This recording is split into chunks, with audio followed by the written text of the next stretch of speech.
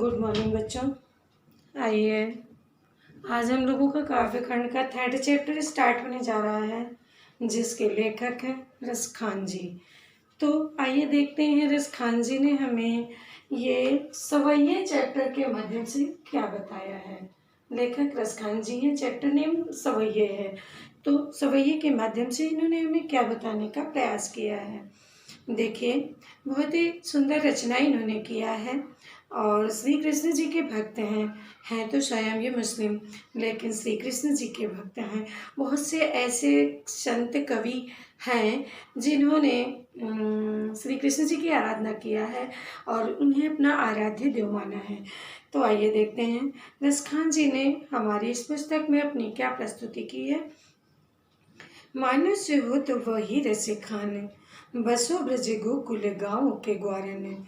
जो पशु हो तो कहाँ बस मेरो, चरो नित नंद की धेनु मझारन। पाहन हो तो वही गिरि को, जो कियो हरि छत्र पुरंदर धारन। जो खग हो तो बसेरो करो मिले, कालिंदी कुल कदम्ब की डारन। रसखान जी ने कहा कि हे प्रभु, यदि मुझसे मनुष्य का जीवन मिले, हे प्रभु यदि मुझे मनुष्य का जीवन मिले तो मुझे किस गांव का निवासी बनाना, ब्रज का निवासी बनाना। बसो ब्रज गोकुल गांव के ग्वारन, मुझे गोकुल का निवासी बनाना, उस गोकुल गांव का निवासी बनाना जहाँ पर श्री कृष्ण जी हमारे रहते थे। ठीक है, जो उनकी जन्मभूमि है वहाँ का मुझे निवासी बना देना। आगे इन्होंने क्या कहा कि जो पशु हो तो कहाँ बस मेरो, और यदि मुझे पशु बनाना तो चरो नित नंद की धेनु मझारन, तो मुझे नंद जी की गैया बनाना। यदि मुझे पशु बनाना तो नंद जी की गैया बनाना, मनुष्य बनाना तो गोकुल गांव का निवासी बनाना। पाहन हो तो वही गिरि को, जो कियो हरि छत्र पुरंदर धारन। और मुझे यदि पत्थर बनाना तो वो पत्थर बनाना जिसे श्री कृष्ण जी ने अपनी उंगली में धारण किया था, जो कि यो हरि ने छत्र के रूप में अपने उंगली में धारण किया था, वो पत्थर बनाना। जो खग हो तो बसेरो करो मिले, कालिंदी कुल कदम्ब की डारन। और यदि मुझे पक्षी बनाना तो कौन सा पक्षी बनाना, कहाँ का निवासी बनाना, मुझे कालिंदी यानी यमुना नदी के किनारे जो कदम्ब का पेड़ है उसका निवासी बनाना, ताकि श्री कृष्ण जी बंसी बजाने आएंगे यमुना नदी के किनारे और मैं कदम्ब के पेड़ पर बैठ करके उस मधुर ध्वन को सुन सकूंगा। इसलिए श्री कृष्ण जी उनके आराध्य देव हैं और उन्हें पाने के लिए हर संभव प्रयास वो करते हैं। मनुष्य के रूप में गोकुल का निवासी बनना चाहते हैं, पशु के रूप में नंद जी की गैया बनना चाहते हैं, पत्थर के रूप में वो पत्थर बनना चाहते हैं जो श्री कृष्ण जी ने अपनी उंगली में धारण किया था, और पक्षी के रूप में वो कदम के पेड़ में अपना बसेरा चाहते हैं, जहाँ पर जिस पेड़ के नीचे श्री कृष्ण जी बंसी बजाने जाते हैं और उस बंसी की धुन को सुनने के लिए, श्री कृष्ण के दर्शन करने के लिए हर संभव प्रयास रसखान जी करते हैं। आइए सेकेंड पैराग्राफ क्या कहते हैं। सेकेंड पैराग्राफ में, या लकुटी अरुका मरिया पर, राज तिहु पुर को तज डारो। आठम सिद्धि नवो निधि के सुख, नंद की गाय चराए विसारो। रसखान कबो इन अखियन सो, ब्रज के बन बाग तड़ाग निहारो। कोटिक एकल भूत के धाम, करील के कुंजन ऊपर वारो। बड़ी अच्छी रचना किया है रसखान जी ने। क्या कहते हैं, देखिए, या लकुटी अरुका मरिया पर, राज तिहु पुरी को तज डारो।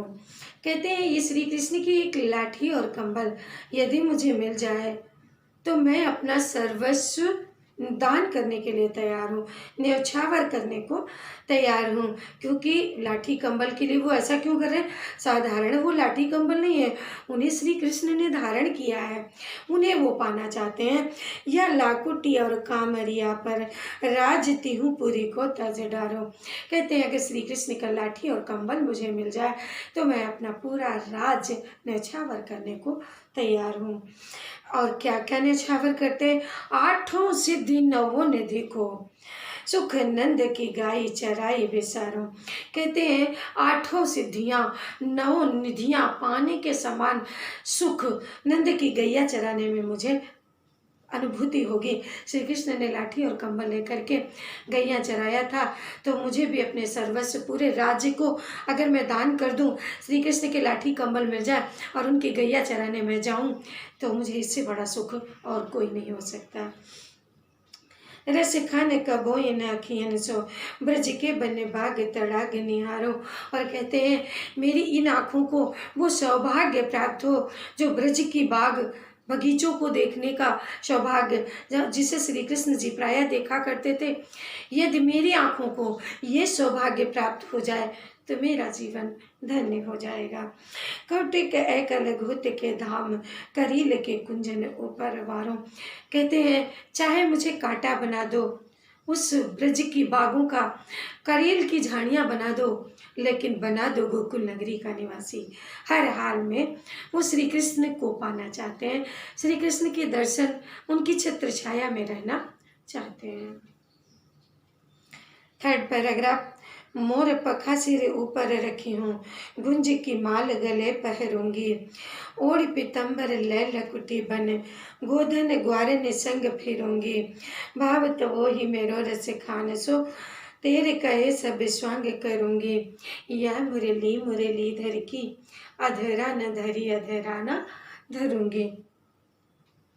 देखिए यहाँ एक गोपी श्री कृष्ण का रूप धारण करने के लिए तैयार होती है। इस पैराग्राफ में वो कहती है कि मैं सब कुछ वो करूँगी श्री कृष्ण बनने के लिए जो जो श्री कृष्ण जी करते थे। क्या क्या करती है? कुछ एक चीज़ है जो नहीं करने के लिए तैयार है, वो लास्ट लाइन में बताया है। क्या? मोर पखा सिर ऊपर रख्यो। श्री कृष्ण जी मोर पंख अपने मुकुट में लगाते थे। गोपी कहती है मैं भी लगा लूँगी। गुंज की माल गले पहनूंगी, गुंगचे की माला अपने गले में पहन लूँगी। ओढ़ी पीतम्बर ले लकुटी, पीतम्बर ओढ़ लूँगी, लकुटिया ले लूँगी, छोटी सी लाठी। बन गोधन ग्वारे ने संग फिरूंगी, वन में उपवन में गैया चराने के लिए गैयों के साथ साथ रहूँगी।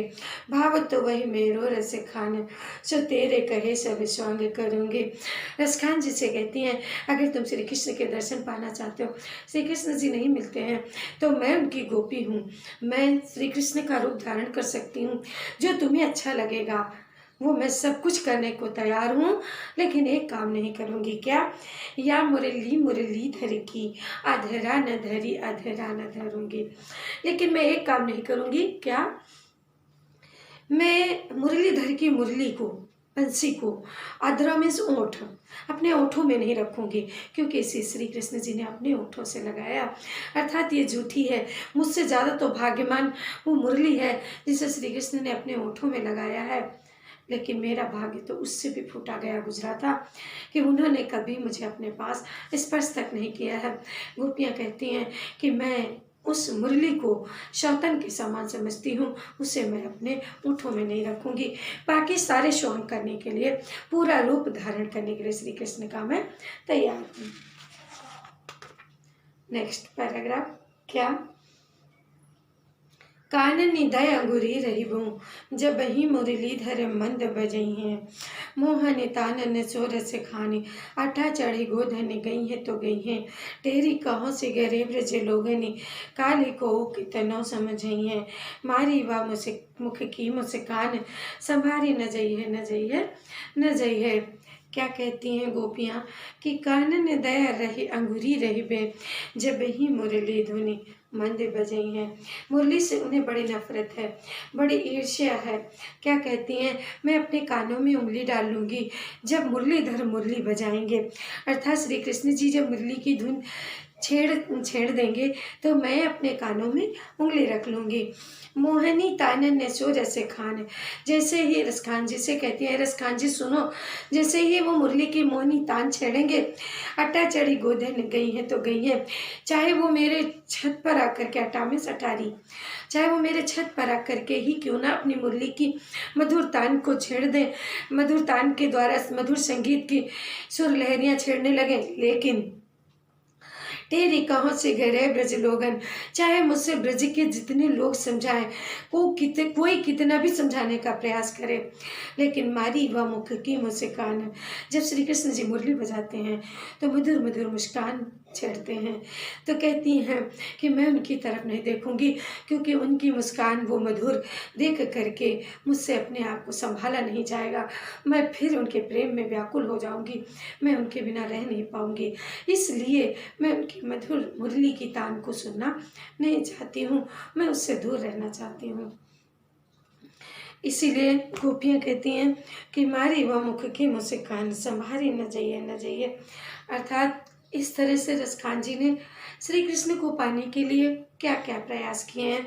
सबसे पहले वो कहते हैं, फर्स्ट पैराग्राफ में फिर से रिपीट करती हूँ, उन्होंने फर्स्ट पैराग्राफ में कहा है कि मैं श्री कृष्ण के रूप में, श्री कृष्ण के दर्शन पाने के लिए अगर भगवान मुझे मनुष्य का जीवन बनाना तो मुझे ब्रज का निवासी बनाना, पशु बनाना तो नंद जी की गैया बनाना। और वो कहते हैं यदि मुझे पत्थर बनाना तो वो पत्थर बनाना जिसे श्री कृष्ण जी ने अपनी उंगली में धारण किया था। और क्या कहते हैं, यदि मुझे पक्षी बनाना तो वो पक्षी बनाना, वहाँ का निवासी बनाना, मेरा बसेरा वहाँ करना जहाँ श्री कृष्ण जी बंसी बजाने कदम्ब के पेड़ के नीचे जाया करते थे। यमुना नदी के किनारे कदम्ब का पेड़ था जहाँ प्रतिदिन श्री कृष्ण जी मुरली बजाने जाते थे। मुझे उस पेड़ का निवासी बना देना, मैं श्री कृष्ण की मधुर तान को सुन सकूँ। दूसरे पैराग्राफ में उन्होंने कहा, यदि मुझे श्री कृष्ण की लाठी और कंबल मिल जाए तो मैं अपने पूरे राज्य को छोड़ने के लिए तैयार हूँ। यानी लाठी और कंबल में वो असीम सुख की प्राप्ति रसखान जी को होती है जो उन्हें पूरे राज्य को प्राप्त करने में नहीं होती है। वो अपना पूरा राज न्यौछावर करने के लिए तैयार हैं। तो इस तरह से वो श्री कृष्ण जी की प्रेम भक्ति में विलीन है पूरी तरह से रसखान जी। और उन्होंने क्या कहा कि मुझे श्री कृष्ण की आराधना पाने के लिए चाहे मुझे वहाँ के वन बाग में रहना पड़े, वहाँ की झाड़ियाँ बनना पड़े, वहाँ के बाग बगीचे बनना पड़े, तालाब बनना पड़े, कुछ भी बनना पड़े, मैं बनने के लिए तैयार हूँ, बस चाहिए तो मुझे श्री कृष्ण का दर्शन।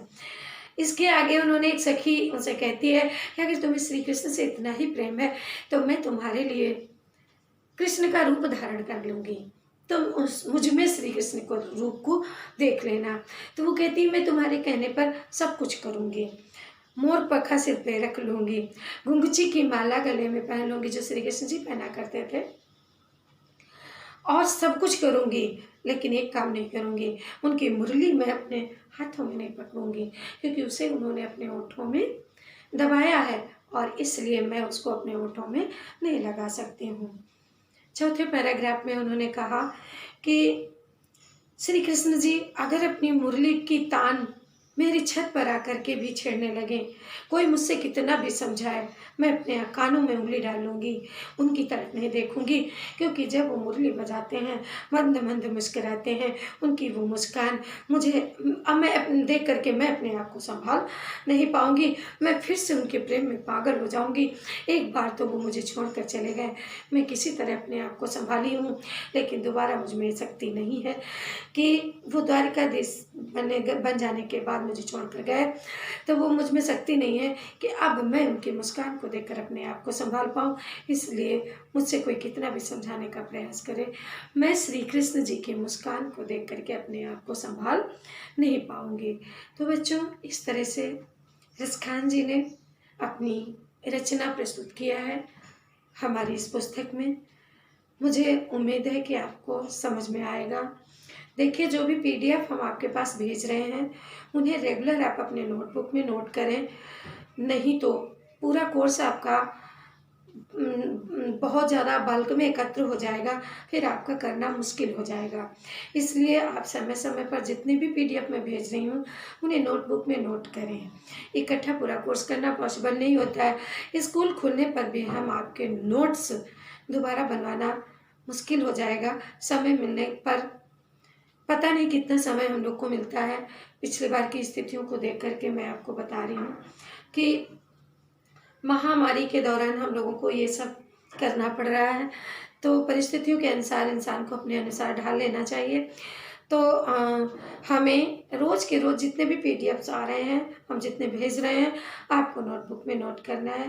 नोट करके होमवर्क कॉलम में चेक कराना है, ठीक है। तो इस तरह से पर डे आप चेक कराते रहेंगे तो मुझे भी लगेगा कि इतने सारे बच्चे देख रहे हैं और कर रहे हैं। वीडियो को देखें, जब आप देखेंगे नहीं तो आपको समझ में नहीं आएगा। जितना अधिक देखेंगे, जो भी देखे पहले अपने समस्त मित्रों को इन्फॉर्म करें। सभी मित्रों से बोलें कि आज इस टॉपिक का वीडियो आया है सब्जेक्ट में, और सभी लोग अपडेट रहें फ़ोन के द्वारा। एक दूसरे से मूव करें। वीडियो एक बार में समझ में नहीं आएगा, 2 बार करिए, 3 बार प्ले करिए। इस तरह बार बार जब प्ले करेंगे और चैप्टर को पढ़ते हुए तो आपको अच्छी तरह समझ में आ जाएगा, ठीक है। उसके बावजूद भी अगर कोई प्रॉब्लम आती है तो आप मुझसे कमेंट बॉक्स में कमेंट करके पूछ सकते हैं, मैं रिप्लाई दूंगी आपको। ओके, धन्यवाद बच्चों।